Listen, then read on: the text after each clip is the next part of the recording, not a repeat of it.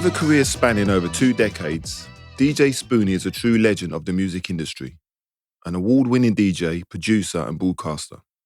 Spoony was an instrumental figure in the UK garage scene, helping develop the sound alongside Mikey B and Timmy Magic as part of the Dream Team. The trio had hit shows on Kiss and Radio 1 and also hosted one of the genre's most legendary nightclubs, Twice as Nice. Spoony is also a very passionate sports fan, with a particular love for both football and golf. He now regularly talks sports on TV, adding presenting and punditry to his already long list of talents. This week was a real pleasure to sit down and talk about my biggest passions, football and music, and find out what it takes to revive a genre. Going to welcome today's guest to the Absolutely podcast, Johnathan Joseph, aka DJ Spoony. Thank you for dropping in. How are you? Nice one, Jay. Thanks for having me, man. How's your day, man? I know you're a very busy guy and I really appreciate you coming in. So, what have you been up to today? I've recorded a TV show. I was a guest on a TV show. I had a bit of a photo shoot and now I'm here, I like to keep busy. I sort of one of those people that work hard, play hard. I like to rest when I'm resting and I work hard when I'm working hard. The devil makes work for idle hands. I think that's the key to it all for me. Sometimes I go hard, but I manage it. And I've said to a few friends of mine, and when I come back to London, I'm always glad to get back home because I can feel the different level. I can relax and just managing it, man. You got to do what works for you. Some people don't get the wrong balance and it's overwhelming. So I appreciate it anyway. So for you, Spoons, for people that know you as a DJ, music, that's been your life. I mean, how did you get into it? Speak to us about that. I mean, it's been around, growing up, we didn't have much, but I always remember music being played in the house. What kind of music? Let's talk about that. I mean, it would have been right across the board. So my mum was from St. Kitts, so she very much loved her soca and calypso music. Oh, I used to hear the soca, man. But she also... The zouk music. Yeah, she also loved John Holt and, of course, Bob Marley and Dorothy Moore, Millie Jackson. Yeah. So I grew up listening to a lot of soul music generally. Bob Marley and John Holt are reggae artists, of course. And then as you get a little bit older, you start developing your own music tastes and interests. So the time that I grew up, the first bands that I really fell in love with would have been Madness, Specials, R.I.P. Terry Hall, Blondie, wow, The Police, Sting and co. So that was like the pop music, but that was the coolest pop music that was around at the time that we were Some people... Not frown, but same people you just mentioned. Like I used to like all the Madness and this, that, and the other, and I brought my kids up on it, listening to it. They don't associate that with black people sometimes. So when you're listening to it, it's like, oh, you like ska, and you're like this, that. But if you really understand the history of music, there's a reason why black people like ska. But people don't associate people with, Madness or whatever it may be, Bad Manners, all them thing there. Yeah, look, here's Specials. The thing. If you're into your music, you absolutely get the family tree, you actually get that lineage. And if you don't, then it can be explained. But like you just correctly said, ska and two-tone and its relationship with reggae music. So when we were listening to it, it sounded like a UK version of what our parents or our elders might have listened to. But, at that time as well, when you're watching Top of the Pops or you're listening to Radio 1 or Capital Radio, we weren't going to be hearing a lot of Bob Marley. We weren't going to be hearing Dennis Brown. We weren't going to be hearing John Holt. So you go like, right, what am I going to listen to here that I'm going to like? And it was, Madness and Special. You think Discos and parties. That's what we had to listen to. Discos and parties, Blondie and Rapture. That had that rap element to it. The Specials, like I said, Madness, and they had the reggae element to it. So yeah, that's what I grew up listening to. And then when I was about 15, a friend of mine called Steve Howard at our local youth club, I was watching him on this sort of contraption, which I now know to be a double deck turntables, watching him playing one record and then going to another record without any gap in the middle. And he was fiddling with some buttons, and then it was on the next record. Then he took the other record off, and I was like, okay, like I need to watch him do that again. Then he put the record on the other deck, and then went from one deck to the other. And I said, wow, man, that's like magic. Like as a music man, I want to learn how to do that. He he said, all right. He said, you've got a turntable. I was like, yeah. He said, okay, I'll come over on Tuesday. I could never forget it. This was on a Friday at the youth club. He said he'll come over to my house on the following Tuesday. So on the Monday, I said to my mum, Steve's gonna come over. He's gonna show me how to do this DJing thing. But is it all right if we do it in the kitchen? Now, them times there, you can imagine like most black families in everything the happens in 80s, the kitchen. like happens in the kitchen. We had a pine dining table with the pine benches, cork floor, right? That's what all the kitchens look like. Yep. But my mum was like, okay, you're okay to do that, but you have to make sure you wash out the dishes before he comes. But when my mum said wash the dishes, it wasn't actually just wash the dishes. It was literally clean the kitchen from top to toe. Pots, pans, cooker got to be clean. Sides wiped down. Fridge got wiped out. Dishes have to be washed and dried. Before you get to do what you want to do. Before you get to do what you want to do. And that was the deal when you knew it. Anyway, done my chores. Steve came over, showed me how to mix. Great teacher. Fell in love with it. And that was really the start of it for me. And then it just developed from there, playing in local youth clubs and doing parties, and then doing youth clubs a little bit further afield. So we were like right on the Hackney Islington border. Then we went a little bit further into Islington. There's a couple of youth clubs at Adventure Playground, St Mary's, and also Martin Luther King, just off Liverpool Road. And that was the start of it for me. Okay. I mean, you're a UK garage pioneer. How was it breaking into the mainstream? It kind of happened. It happened really, like when I say naturally and organically, that for me, it was always a case of trying to stay true to our music, but trying to broadcast and DJ to as big a audience as we possibly can. So I wasn't ever going to say, well, I don't want to put me in front of a load of people and I could stop playing garage. It was always about championing the music. And it, like I said, we were right at the front of a perfect storm of the music growing and our reputation growing and the music growing and our reputation growing. And, we went from Pirate, I say we, Timmy Magic and Mikey B as the dream team. We went from Pirate to Kiss to Galaxy to Radio 1. And it happened really quickly. I mean, 1995, the summer of 1995, I was still working full-time in a job centre for the employment service. I was a civil servant. And 4.5 years later, we were on Radio 1. That's how quickly it happened, which, in football terms, that would be, I don't know, that would be going from not even non-league, that would be going from park football to playing in the Premier League. Yeah, it's a real acceleration. So, but again, like I said, it just happened.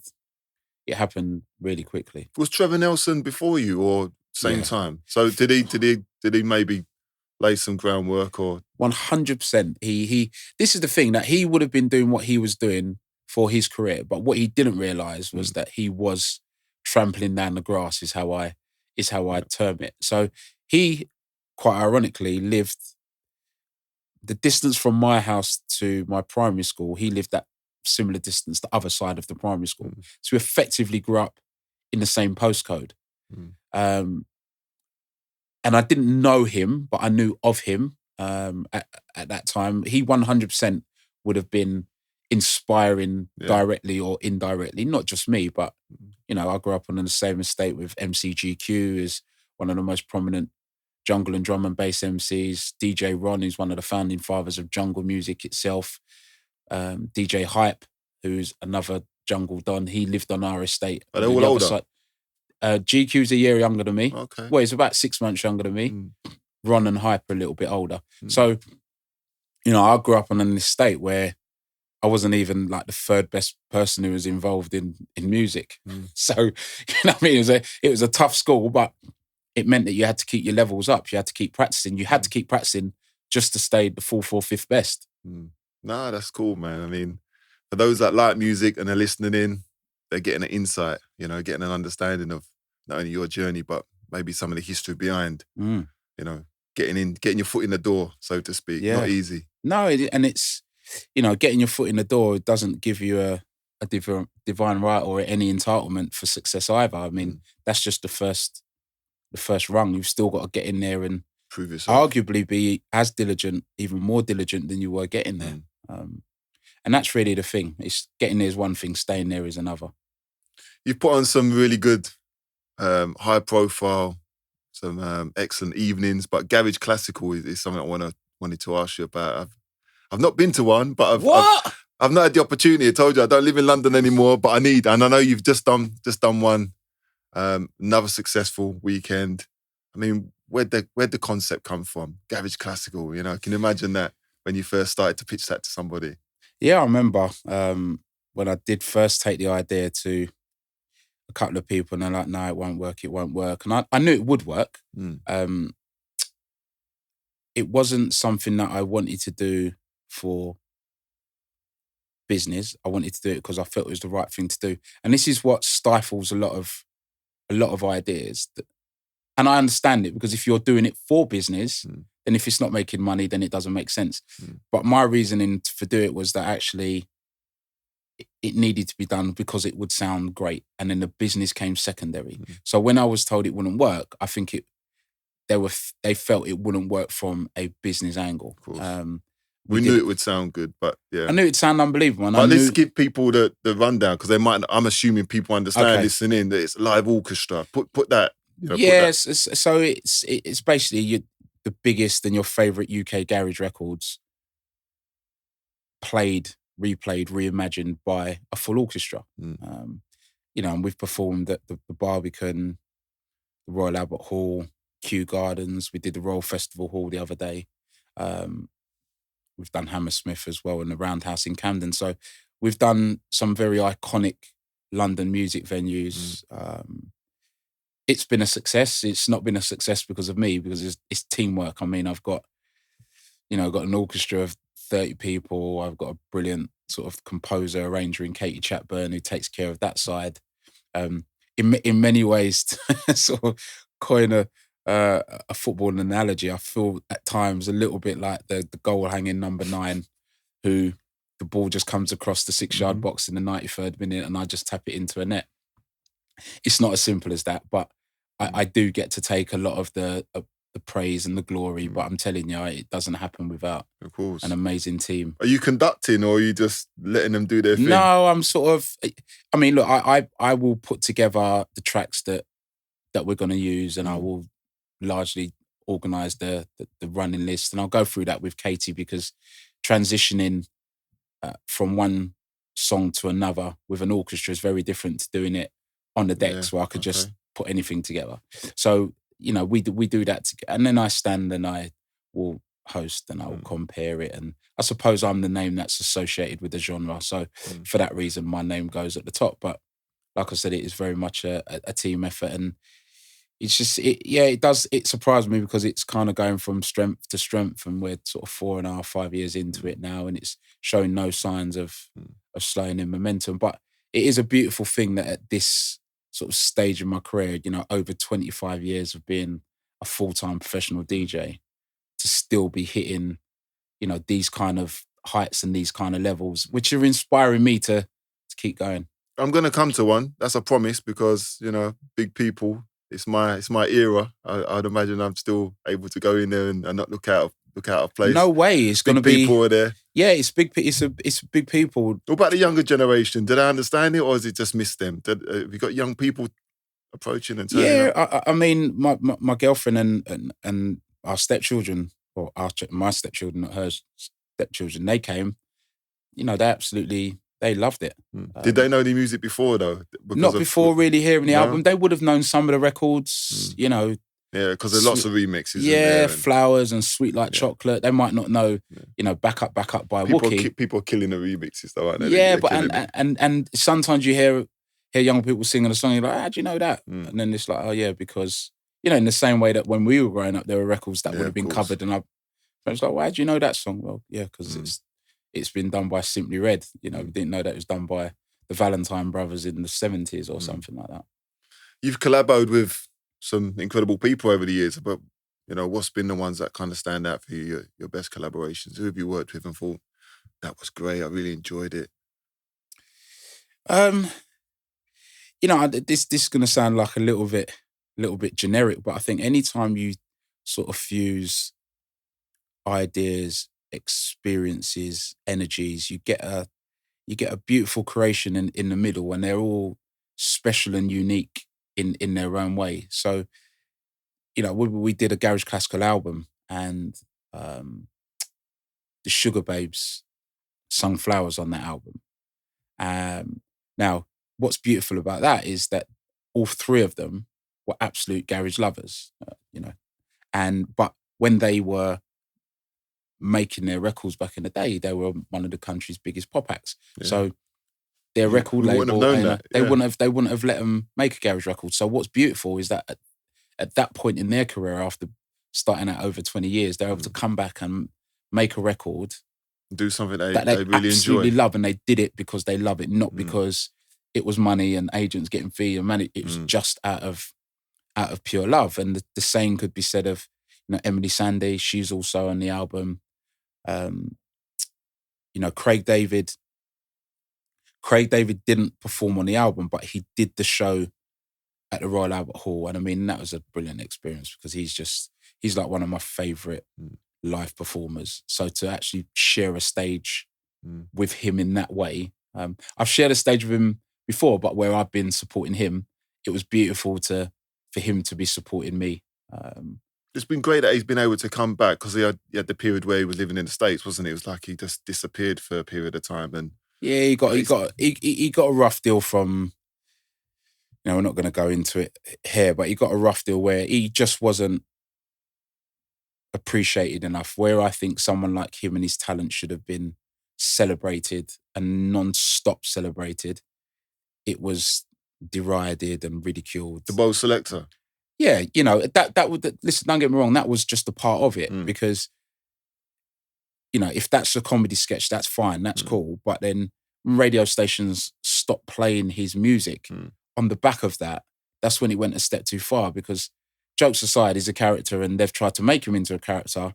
But pound for pound, his music, his talent is as good as and better than 99% of the people that you're playing. So how can you not be playing him? And I think that, you know, this is sometimes where the music industry isn't fair. The meritocracy, it doesn't fall into line the way that it does. In the same way, you know, I'm a lover of football, I'm a lover of golf. If you put the ball in the hole in less shots than anyone else, you get the trophy. If you score more goals than everyone else, you're going to be picked to play in the team. In the music industry, you might have the best voice, but if your face doesn't fit image, you then don't get the props, you then don't get the shows, you then don't get everything else that comes with that. So that's one of the most, you know, disappointing things about it. That said, that's been going on for decades in the music industry. Well, the reason I mention it is because obviously I can relate with the David Baddiel situation, and you know, I had David Baddiel as a guest, and we went through it, and we spoke about the microaggressions, and it's deep, you know, trying to explain to people, trying to unpack all the nuances around, you know, language and how you can be demeaned, you know, straight away. People see you in a different way, and you have to explain. You shouldn't have to explain to people, but I can relate to what, you know, Craig David was going through. 100%, you know, the public perception and the image, because you think you're more than that. You're hugely successful. You've put the work in. You've done the hard yards, and now people want to belittle you. People that don't know you. So it's you know, educating the industry, educating. I do EDI work with anybody who listen. You know, it's a top-down approach for me. Work with different organisations. Can we get into the context and the language and alleviate and take away all the excuses that people usually say, you know?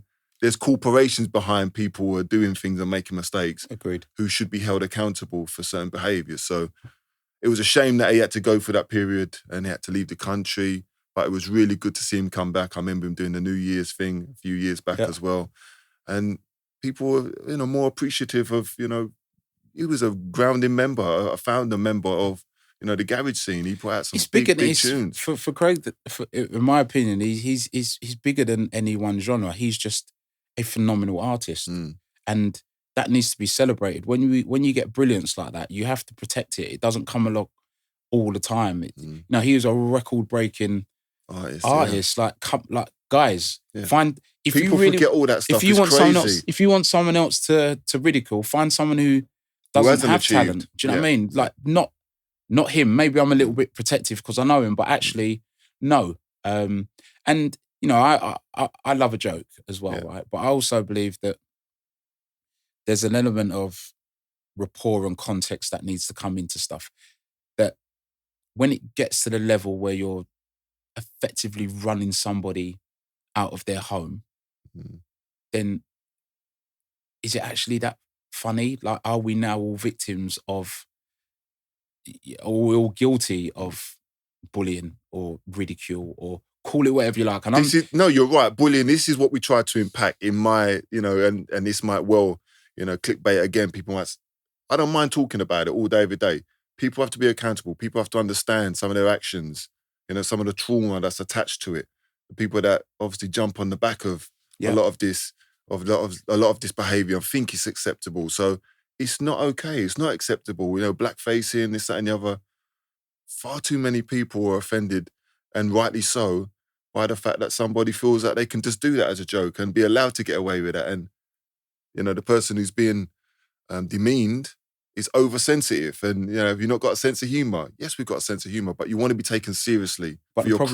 The problem isn't mine, and the responsibility shouldn't always be with me. Or as black people, if we put a finer point on it, it shouldn't always be on us in the same way that it shouldn't always just be on women. Like, if she wants to wear a miniskirt, why should that mean that she's leaving herself open to wolf whistles and inappropriate comments? It's for us to change our behaviour, not expect them to change their behaviour. But here's the thing, and we could go off on we could on a tangent here, that actually a lot of the wrongs tend to come from one demographic, right? And if you look, whether it be, women or black people, there is one demographic in the population that have largely been at fault for more of the problems, not exclusively, but more of the problems than anyone else. But at least now we can have that conversation and say, look, I understand you might have behaved like that because you didn't know better. I understand you behaved like that because you didn't have people like Jason Lee or Michael Dubry or Leon McKenzie or Craig David or DJ Spoony to sit and have these conversations with you. But now that information is available, I can almost excuse you being ignorant to the fact, but I can't excuse you for being ignorant. I could understand you not knowing and therefore you behaved the way that you did. But I can't excuse it now that you don't know where to look for that information. And that's that's why we do the work, to alleviate those excuses. Yes. My purpose in life now is to reach as many people as possible regularly, hold those conversations and just say, look, now you know, okay? I've explained it to you in a way that you can understand. It's offensive. There are things that you can't get away with. How you choose to deal with that information going forward is up to you. And if you continue to make these mistakes, you need to be accountable. People need to see you for you. And that way we might have some change and deal with some of the situations that we're dealing with. A few years ago now, I remember having a conversation with a very, very well-known footballer who he referred to someone as half-caste. Now, he did not do that trying to cause offence. I 100% know he was not trying to cause offence. But we entered into a conversation that, I don't know, lasted 35, 40 minutes. And I explained to him exactly why that is offensive. In-depth conversation. And in his credit, he was 100% accessible, 100% open to hearing the conversation. Good. Now, that's a good starting point. My reasoning was that, or not his, okay, not his defense, but his reasoning, part of his reasoning was that I've always said that. And I've actually, Because no one's checked and him. I've always said it around other black people, Yeah. right? And I said, and this is where we are, right? So I said, from this day on, I wouldn't want you to go and say that in front of another person, black In person, the wrong company. or another person of color, and then go, oh yeah, but I was with Spoony the other day and he didn't And he mind. allowed it. Because we have to take responsibility. Otherwise, that person doesn't know. And that's the difference between ignorance and being ignorant. This is why we do the work, Spoons. I'll tell you why. Because I'm mixed race. And in some of the sessions I deliver, I ask somebody, or I point somebody out within the room and I say, if you saw me commit a crime, how would you depict me? Or how would you give that description to the police officer? And it's really interesting because some people squirm, they're unsure. Well, I'd say the obvious thing is you're bald, you got a beard, big black guy. Okay? Then I might ask a black person who's in the room, how would you describe me? Everything the same, except they would say mixed race. Do you see the subtle difference? So you see me as a black person, which I'm fine, 100%, because 9 times out of 10, I've been racially abused for being black, never for being white. Mm-hmm. Never for being white. Remember, I'm mixed race. Remember, you're non-white. Exactly. That's never what been racially abused for being white. And when the half-caste one comes out, I understand generationally going back, people of our age would have said that back in the day and also referred to black people as coloured people. It doesn't matter if we keep changing the terminology. If the person who's abused by it says, I want to be referred to differently, we have to respect that. We can't say, well, back in my day, I was able to call you this, that, and the other. Yeah. No, we've moved on. But that's the ignorant Listen to what's answer. being said. So I've actually now gone, tried to take it a step further.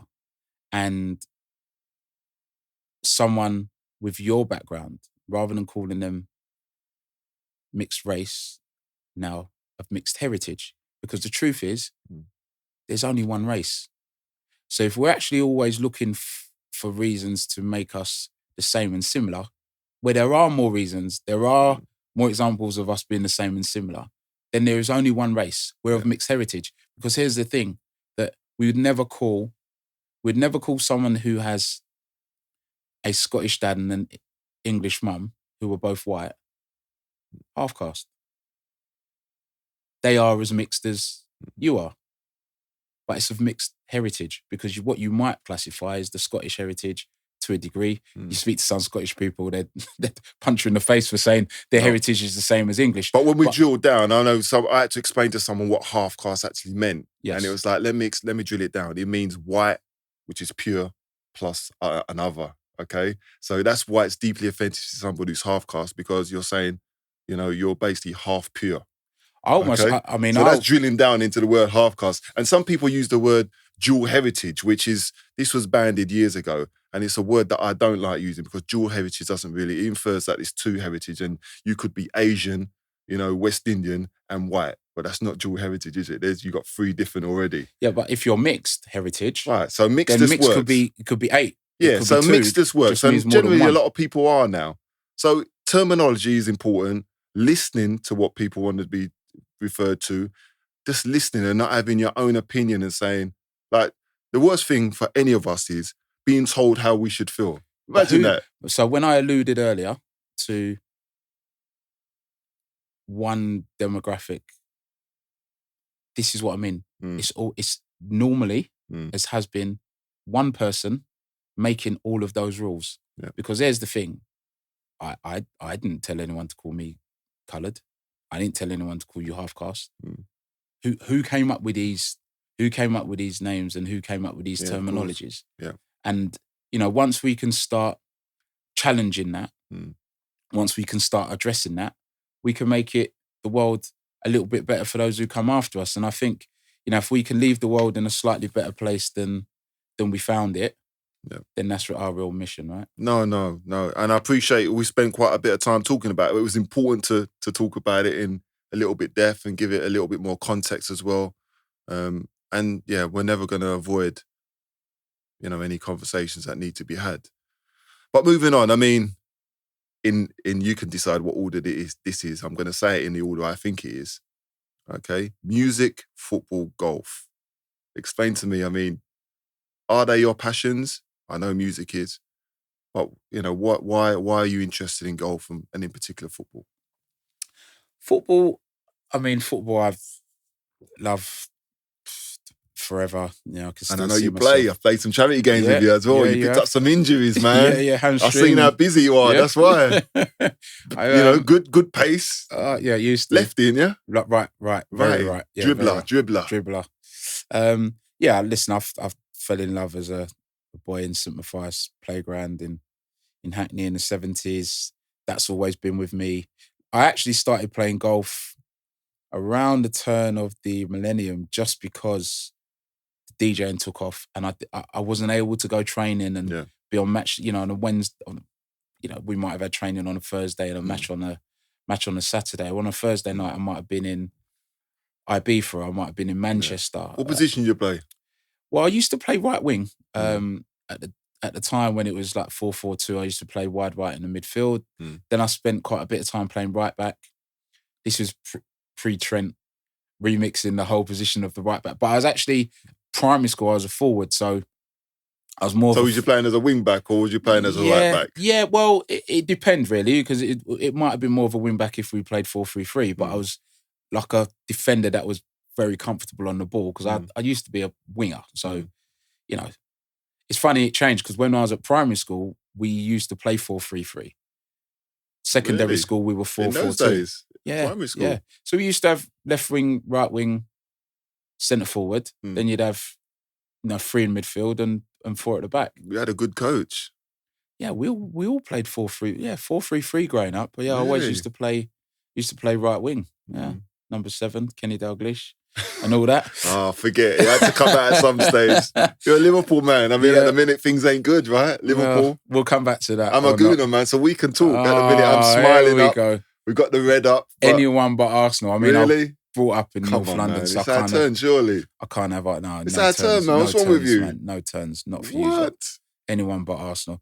Yeah, and then that was the... I started playing golf because I just wanted another sport because I couldn't play the football. And What'd you play off? What's your handicap? I think handicap now is 9 or something like that. Okay. Which, I don't play golf, but I know that's decent. It's okay. And I know if you put the time in, it is what it is. And I'm always intrigued when I hear people are playing golf because, it's got to be, for me, it would have to be good weather, good golf course, dedication, right? It takes a bit. There's a lot about golf that I use as, lessons in life, analogies for life, metaphors for life. Is it therapeutic? Does it give you your time, your space? Yeah. Listen, it does, and it can do. In an ideal world, it's a game that you have to, you have to be patient with. You have to understand, yourself. You have to understand how, the domino effect of your rest and you eat and your practice and your diet, how that affects your performance in any way it would with your normal life. And that's why I said that it constantly throws up these life experiences within a game. I think it's fascinating for that, how you control your mood. Are you able to let things go? Because if you hit a bad shot and you don't let it go, it affects the next shot and it affects the next shot. And it keeps affecting the shots until you let it go. You're serious. See, the way you're talking about it, you know more, you're serious. I know people that just pick up their clubs and going to play golf, and I know they're not serious. It's all about having a drink, probably walking around half cut. You can't be any good, can you? And you're never going to improve if that's what you're about. You find any decent golfer and you're not talking about just being out with your mates and you start getting them to discuss and talk about the psychology of golf. Yeah. You'll hear similar things there. I'm not reinventing the wheel. I'm obsessive. I'm telling you, I play tennis, and if I was playing golf, if I'd have put my mind to it, I'd be out there all day, every day. Because I don't understand people who've been playing golf for 10, 15 years who are still not any good at it. Because you got to put the time in, right? But what is good? Again, what is the measure? And Jimmy Bullard, incredible, right? Yeah, but again, he's an unbelievable player. He's brilliant, Jimmy. But again, he'll still want to be a little bit better. He'll still miss a putt. He'll still miss a fairway. Because he's got that drive from being a sports person and understanding what it takes, yeah. But again, if you're a winner, if you have that winning mindset or that growth mindset, that I just want to shoot a little bit better than I did. Have you played with Jimmy? Yeah. Yeah. Yeah. It's What phenomenal. about the banter? Yeah, it's brilliant. You know, he's I played banter with and Jimmy great at golf all Peterborough day. back in the day, so Yeah, I knew him he's as a top boy. youngster. I love him to death. He's top boy. He's great company. You know, he's very knowledgeable about the game. So it makes for a good 4 hours odd. You know, you're gonna have jokes and you're gonna learn a thing or two, which is a great way to spend any afternoon, right? So how did you turn the passion for sport into a successful media career? Because, you know, you do a lot of media, and I know you was doing stuff, well, I don't know if it's BT, Sky, and you're all over the place. Yeah, that quite in a funny way. I used to talk a lot about football on the pirate radio station, but when we joined Radio 1, and Timmy and Mikey were both Arsenal fans, and me as a Liverpool fan, so there'd always So be is that why you don't like Arsenal? Because in them no, days, I didn't you like were Arsenal successful. from even before then. Hater, man. I grew up where I lived in Stoke Newington. When Arsenal scored at the old Highbury, I could hear them on the estate. But they played dead boring football then. What do you mean, man? They were boring, man. Come on, Jay. We still sing the 1-0 to the Arsenal. Yeah, there you go. They were boring as. Anyway, that was so started talking about football, and the controller of 5 Live at the time said, you know, got in touch and said, look, you seem to have a real knowledge and passion for football. You know, do you want to come over and do a couple of projects? So I started. I did a docuseries, 6-part docuseries where I interviewed some young up and coming players, 6 of them. The young up and coming players that I introduced at the time were Michael Dewberry, Emil Heskey, Jody Morris, Rio Ferdinand, Jamie Redknapp, and Kieran Dyer. Wow. All people that I knew.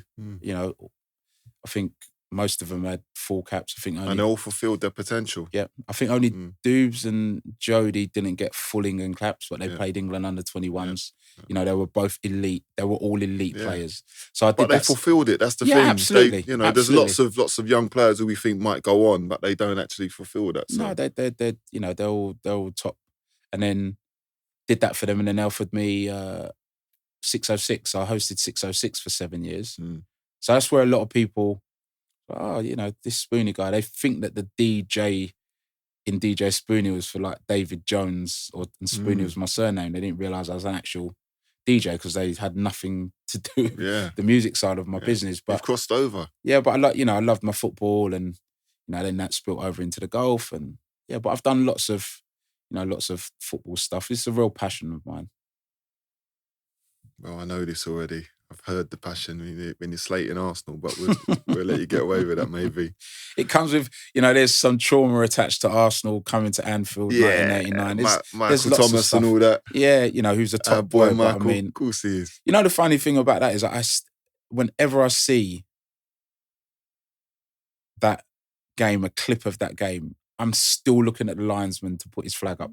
Still believing that maybe. I remember watching that game at Winston Frederick's house on the Mayville estate, and never get distraught.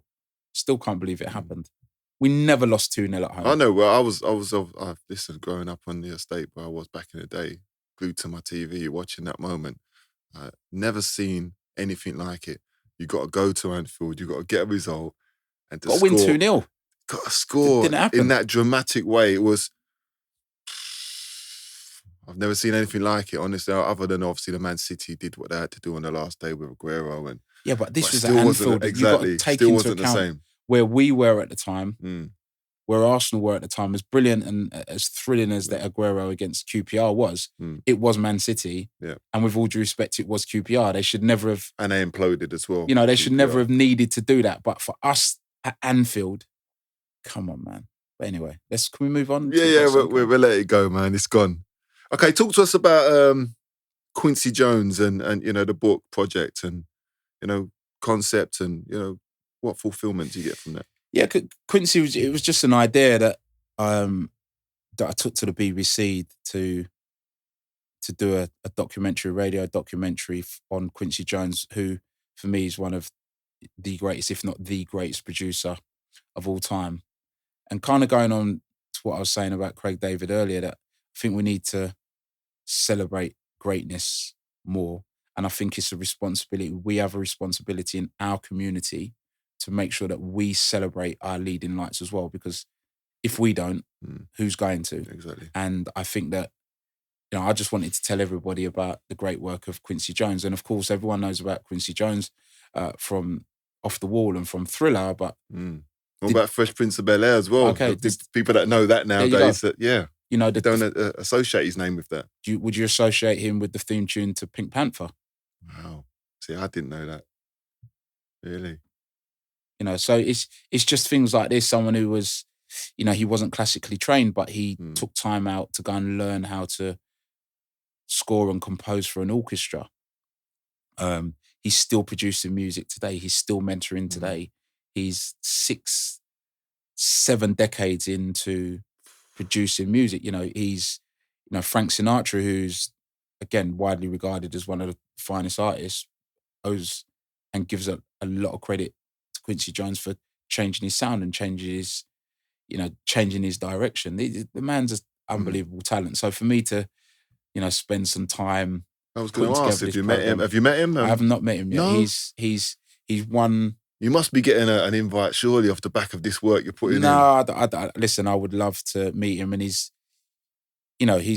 old now. Yeah, so, time catches up with all of us at some point. He's one of the few people living at the moment that I would love to go meet and shake his hand. Man. And it's really funny because whilst I was doing the documentary and speaking to, Craig David and speaking to Vula, and they're like, yeah, I remember meeting him, and Craig tells the time when he was at his show and he came over and bought Craig's album and gave it to all of his friends. And I'm like, you're talking about Quincy Jones. People have met some people that you just love to meet, right? I mean, that's one of them. I remember speaking to Beverly Knight before about working with Prince, who's, I loved Prince. Prince is like my...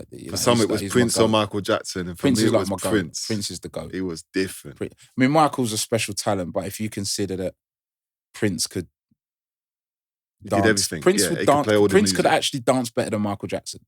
Michael Jackson's moonwalk is iconic because it was the moonwalk, and when it came out, and it's remembered for that. But as an actual dancer, outside of choreography, Prince is better. Michael Jackson might have a better voice, but Prince is a singer, he's a songwriter, he's a musician, he's a producer. Yeah. He's written the Purple Rain album. He's written hit records for people where he's written their biggest single, for the Bangles. And people want to know it was him. Manic Monday, he wrote that. That's Bangles' biggest record. Sinead O'Connor, Nothing Compares to You, her biggest record, Prince wrote that. Shaka Khan, I Feel For You, Prince wrote that, her biggest record. And he still took time out to make his own massive record. So, when I talk about it, I don't like to sort of talk Michael Jackson down because he's... But we have to talk Prince up because people always forget that. Yeah. That's my point. Yeah, I'm the same. People have been like, who's Prince? Like, my kids, they've got a very, very good wide range of music, and you are influenced by your peers and parents.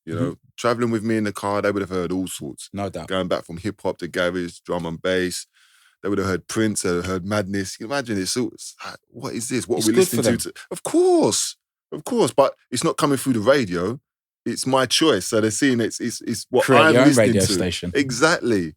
So listen, I think we need to be exposed to as many different genres and different artists as possible. So we could talk music all day. I mean, this is your chosen. Have you been on like Mastermind or anything like that? I have, yeah. Have you been on Mastermind? Did you not know that? No. The way you said that, I thought you was messing with me. No, I'm not. How did you get on? I did all right. How long ago? Oh, I can't remember how long ago it was. But my specialist subject was the life of Ray Charles. Wow. Is it on YouTube? There is a clip on there. Right. There is I'm a going to clip get on that. there. I need to see that. In that big black chair, yeah? Yeah. How was the pressure? Yeah, listen, it was a program that I grew up watching, right? And if you think that music drops. When we grew up, there's 4 channels. I remember Channel 4 starting. Yeah, I remember Channel 5 starting. It was all snowing on Channel 5 all the time back in the day, right? So when you think back to having 3 channels, and there was 2 real big quiz shows growing up. One being Bamba Gascoigne and University Challenge. My days, right? Gascoigne, you know, and them the other jumpers. one, there you go. And the other one was Mastermind. And whenever I watched either of them, I'd be like, the mission is to try and answer at least one question per program. Yeah. So then to have the chance to appear and then do Wow. my research, and like I said, it was the life. How did that come about? Did someone just approach you and say, just would you said, fancy coming on? do you just want to come and doing a special edition of it? Would you like to do it?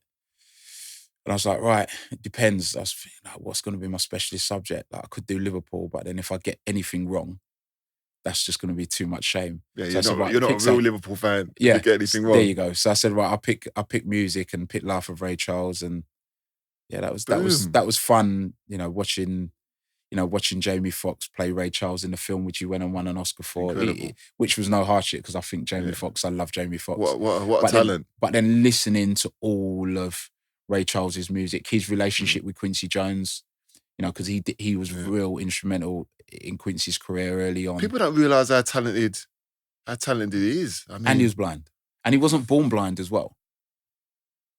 Wow. So what age was he when he went? He lost his eyesight. He was young, like 3 or 4 or something like that. But real hard, you know. He grew up in a time when, you know, racism in the South was real. It was no joke. People were firing guns to get you out of a venue, but he overcame all of that. And Stevie as well. Still Stevie able Wonder, to celebrate his music. To be blind and to be in this, you know, not only respected but to be able to perform, you know, at this level for so many years.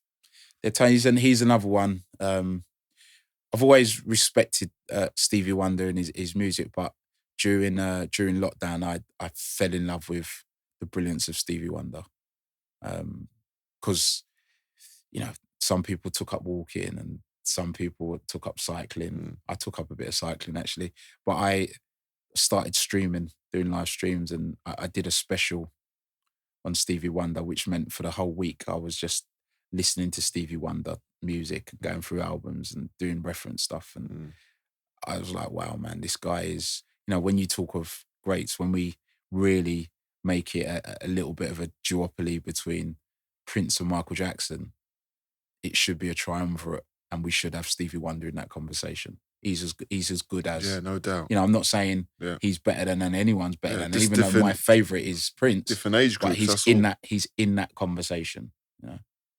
Yeah, no doubt. I mean, you've got to have that library of knowledge, which not everybody has, you know, in terms of music and what we've listened to over the years. So we've spoken about, obviously, music and bits and pieces. And earlier on, we kind of touched on a little bit of discrimination in terms of discriminatory behaviours, you know, in the way people talk and context. And we spent a little period, I'm not going to spend too long on this, but, you know, have you encountered, I'd imagine you have, but, you know, what have you encountered trying to get into the industry that you're in the music industry, in terms of discrimination and racism? You know, what roadblocks? See, that this question, it's one of these questions that some of the racism that I would have encountered most probably would have been covert. No one would have said, I'm not booking you in my club because you're black. I'm not giving you this radio show because you're black. So some of the stuff that may or may not have happened, I don't really know about. But I'm also not naive to think that I might not be bigger, whatever bigger is, if I wasn't. That said, I'm one of those that would be a troublemaker from within. So I would always look to try and disrupt from the inside.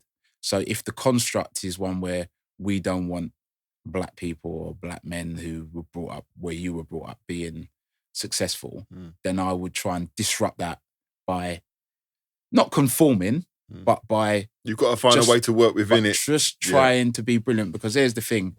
If I can get myself on a TV or a radio station, which is then going to in turn inspire loads more young people like I was, then that's my real goal. It's not about you didn't stop that to be me. Like, you got to be smart. Again, one of those sort of analogies in football is that you come up against the defender. that knows you're better than him, knows that you're going to be tough for the day, knows that the chances are you're going to score today. What that defender's going to try and do is get in your head. They're going to try and make late tackles. They're going to pinch you off the ball. They're going to pull your hair. They're going to do all of those things. You've got to find a way to get you booked or get you sent off. Yeah. And your captain's going to come over and go, Jay, we need you on the park today. Jay, don't let them get in your head. Your ego then will be going, yeah, but the man just disrespected me. And the captain will be going, get him back by scoring a goal. Don't worry about it. And when you score your goal, you celebrate. That's your win. His win's to get you sent off. So whose win is going to win? And I kind of look at life in that way, saying I could kick and scream and sort of run around and start behaving like the world's all against me. Or I could turn around and go, all right, I know what you're thinking and I know what you're trying to do. So I'm just going to double back. I'm going to circumnavigate that problem. I'm going to overcome that hurdle. And next time you see me, I'm going to be in that exact same position that you don't want me to be in. That's my win. That's your defeat. That's how I've always addressed. No, it's a good answer. And it kind of brings me on to the next question in terms of, your positivity. And I can hear that in the way you speak. And listen, we all have our bad days. Sometimes my energy's low, I'm not going to lie. And it's not a good place to try and hold me to certain conversations. But where does that energy come from? You always got a positive mindset. You're trying to spread the love. How do you maintain that? Where does it come from? I don't know. I can't sort of put my hand on it. What I do know, though, is that tomorrow, I'm always one of those that believes tomorrow can be better. I'm always going to try and make tomorrow better, not just for me, but for you, for people around me. Like people can get on my nerves, but I love people. I love to see people getting on. I love to see people striving. And yeah, we all need a day out. Sometimes our energies are low. Try not to have 2 back-to-back days. And if you are going to have 2 back-to-back days, then try not to have a 3rd day. And I'm always going to be going, just try and nip it in the bud. If it's a week, try not to make it 2 weeks. That's my mindset. I wouldn't beat myself up and go, oh, I've had a down day. Oh, that's it. I'll go, right, try and get back off. Try and get back on the wagon tomorrow and start the next phase from then. And I don't know, listen, growing up, if I said we didn't have much, my mum made incredible sacrifices for us just to be able to live and survive. Not even made sacrifices so we could have big houses in the country and fast cars, just so that we could know where our next meal's coming from. So from that perspective, how bad can my life be now? Like, I know that I remember those days. You're able to put it into perspective. I remember having to, go and ask my mum's friend for £2 so I could go and buy, some okra or aubergine or minced meat or plain rice, and that would be our dinner for me and my 4 brothers and my mum. I remember those days. So when I look at my life now, I say, I survived that. This is, I have, relatively speaking, I have no worries. And that helps me to stay positive, Now you put it into context in that respect. Last questions, which is a hard one because even I struggled. So I'm going to be asking you this question. Well, you probably find it easier than me, to be fair. No pressure. No, you will find it easier than me. Okay, what are your 5 tracks that you think belong on the perfect playlist? So I'm going to give you mine, only because I just needed to pull 5 out. Right? Individual tracks or albums? Just tracks, not albums. See? Tough one, right? So for tough. me, I just looked on my Spotify. It is what it is. I've gone Candy, because that always gets people moving. Candy Cameo, so people know. Talking the Hardest, because I like a little bit of that, you know what I mean? Gigs. What tune by Gigs? There you go. I've gone Festa Skank, obviously Festa for Lethal Bizzle. Yeah. Again, let's keep it moving. Doneo, love everything Doneo does. Party Hard, that goes out there. General Levy, incredible. So pretty fast apart from the Cameo, but people that know me know that I like all that, them quick tempo tunes. But that's just 5 that I had to pull up, and you could pull up so many. I mean, I'm being a soul boy, really. But I would have to have a track that maybe represented most and all of the genres about me. So I'd have to pick a garage record. So because he's my favourite artist, I must really pick a Craig David record. And even though it's not my favourite garage record, I think I have to have Craig on my playlist. So I would go for, I mean, Rewind's best known. Right, I'm going to go for What You're Gonna Do by Craig David. Okay. Then I will go for my ballad on the album will be Pink Cashmere by Prince. If you've never heard that record before, put it on, but put it on when you've got a moment, 7 minutes, where you're not distracted. Like, don't be washing the dishes or walking the dog or something. Like, what you could just sit down and listen to the tune. Pink Cashmere by Prince. I need to dig that one out. I will pick my reggae record. I will pick Redemption Song by Bob Marley, because I think it's deep and spiritual, and I have like my connection with music means that I need to have something like that on there. Yep. That just, I'd pick a record that reminded me of my mum. I'm gonna go for, like, even though her favourite record's a track called Misty Blue by Dorothy Moore, but I'm gonna pick a tune by Millie Jackson called Hurt So Good. Another down-tempo tune, but pure, beautiful soul music. And then I'm going to pick a Stevie Wonder. I Can't Help It by Stevie. Very soulful. Listen, you might ask me. You said you would struggle. 5. You found that easy? No, I don't know. Huh? I think if you ask me next week, I might pick a completely different 5. No, that's good. I think that's deep. I think if people listening, go and find those tracks. There's someone there that I need to find, especially the Prince one. I mean, I like Raspberry Beret. Yeah. I like most of the songs on the Purple Rain album, to be fair. But what's that tune again by Prince? Pink Cashmere. Pink Cashmere. So it's released on an album called The B-Sides. But it's just a beautiful record, man. It's just, I've caught myself listening to that one record for 35 minutes before. Wow. Just on a loop. Yeah. You can imagine I listen to a lot of tracks, so for one record but it's just pure. Even for him, it's pure. And it's one that's kind of flown a little bit under the radar with regards to his ballads. Adore, people tend to know. Most Beautiful Girl in the World is an unbelievable track as well as his down-tempo ones, but this Pink Cashmere is wow. Johnathan, you've been a phenomenal guest. Jason, thank you. I really appreciate you coming on the Absolutely podcast. Thank you. Good luck in the edit. The edit will be fine. I don't even think we've got to edit much, to be fair. I think we've been flowing really well. We could talk all day, especially music. I know that's your passion, and we can't really talk about Liverpool too much, but they'll come back, man. Don't worry. They'll be back. We'll end on that, though. But listen, I really appreciate it, man. Thank you for having me, Jay. Bro.